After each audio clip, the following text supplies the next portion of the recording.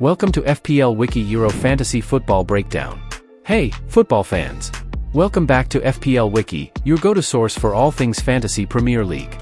If you're excited about the Euros and want to dominate your fantasy league, smash that like button and hit subscribe for weekly tips and insights. In this video, I'll be taking you through my Matchday 1 team selection, and make sure to follow me on X for any Matchday substitutions or captaincy changes. In goal, it's Andriy Lunin of Ukraine. Ukraine has an easy opening fixture against Romania. In their group, Belgium is the only hard team they will face, so having the Ukraine number 1 for rotation is not that bad. I opted against Jordan Pickford, who is the popular pick because of the doubt that John Stones might be injured, and Harry Maguire is already out with an injury. So, England will have to line up with a back four who have not played a single game together, and they have not been in great form of late. In defense, we have Wout Faes, David Raum, Theo Hernandez, and Federico Di Marco. Faes is a cost-effective option for the Belgium defense, as Belgium is in one of the easiest groups on paper, facing Ukraine, Romania, and Slovakia. Belgium has managed to keep 5 clean sheets in 8 games during the qualifiers. David Raum is expected to replace Maximilian Mittelstadt in the German defense, as Mittelstadt's performance in the last 2 friendlies against Ukraine and especially Greece was poor. Raum contributed with 2 goals and 8 assists for Leipzig in the Bundesliga last season. Theo Hernandez offers the most reliable option for the France defense, having scored 2 goals and providing 8 assists in 25 appearances for his national team. With his brother injured and ruled out for the tournament, he faces no competition for his place in the starting lineup. Federico Di Marco is set to play as a left wing-back for Italy. The Italian has 5 goals and 6 assists in 30 starts for Inter in Serie A last season. Italy face Albania in Matchday 1, FIFA's second lowest ranking team in the tournament. In midfield, it's Kevin De Bruyne, Rodri, and Jorginho. De Bruyne enjoyed a strong end to the season with 10 goals and 4 assists in his last 17 Premier League matches. With Romelu Lukaku being the top scorer in the qualifiers with 14 goals in just 8 games, De Bruyne will be paired with a great partner.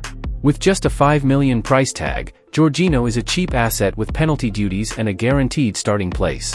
Rodri is also set to be on penalty duty for Spain, having taken their last 2 penalties during qualifiers. In these fantasy football, defensive midfielders are also awarded 1 point for 3 ball recoveries, so he might rack up points from that too. The front 3 is Kai Havertz, Harry Kane, and Kylian Mbappe. The German coach has confirmed that Kai is going to be the starting striker for Germany. The German has finished the Premier League in style with 9 goals and 9 assists in his last 16 outings. Kylian Mbappe has scored 9 goals in 8 games during France's qualifiers, and he was the top scorer of the 2022 World Cup with 8 goals. The new Real Madrid forward scored 27 goals and 7 assists in his last season for PSG. Harry Kane finishes off the starting lineup. The England captain is the European Golden Shoe winner with 36 Bundesliga goals, and he has scored 12 goals and 3 assists in 22 outings at a major tournament for England. With manual substitutions allowed in this format, the bench is filled with players who feature later on in the matchday so they can be brought on for underperforming players. Diogo Costa is the Portugal number 1 goalkeeper. Portugal has kept 9 clean sheets from 10 games in the qualifiers, so I doubled down on the Portugal defense and brought on Diogo Dalot as well. Portugal is also the top scoring team in qualifiers with 36 goals in only 10 matches. Bruno Fernandes was the main part of that offense.